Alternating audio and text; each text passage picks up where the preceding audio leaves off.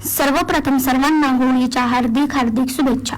मी बनवली माझ्या आयुष्यातील पहिली पुरणपोळी, म्हणजे मी याआधी पुरणपोळी बनवली आहे, पण स्वतःहून एकटीने नाही। यावेळेस मी प्रयत्न केला आणि पुरणपोळी कशी बनली आहे मला नक्कीच सांगा।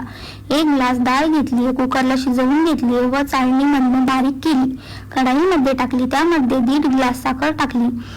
आमच्या गावाकडे ज्या पद्धतीने पुरणपोळी बनवली जाते त्या पद्धतीने मी बनवत आहे। ऍक्च्युली मला इकडच्या पद्धतीने बनवता येत नाही, हळूहळू तेही शिकेल। त्यानंतर पुरण चांगलं घट्ट होईपर्यंत हलवून घेतले, त्यामध्ये जायफळ आणि विलायची घातली। ऍक्च्युली इकडे पुरणपोळी सोबत कढी बनत नाही, बट आमच्या गावाकडे बनवतात आणि मला पुरणपोळी आणि कढी फार आवडते। शेंगदाणे, लसूण, हिरवी मिरची, जिरं, खोबरं हे मिक्सरमधून फिरवून घेतले, ताकमध्ये बेसन पीठ घातले आणि वाटण घातले, त्याला चांगले मिक्स केले। पातेल्यामध्ये जिरे, मोहरी, कढीपत्ता, हळद आणि वाटण केलेले ते टाकले, त्याला चांगलं मिक्स केले, त्यामध्ये कोथिंबीर टाकली।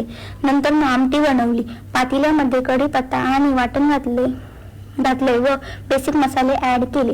आता आहे मेन टास्क, पुरणपोळी। पुरणपोळी बनवली, बट पुरणपोळी फुगलीच नाही।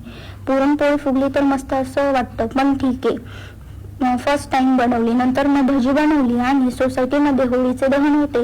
रेडी झालो, खाली गेलो, पूजा केली, नंतर जेवण केले। आजसाठी एवढंच।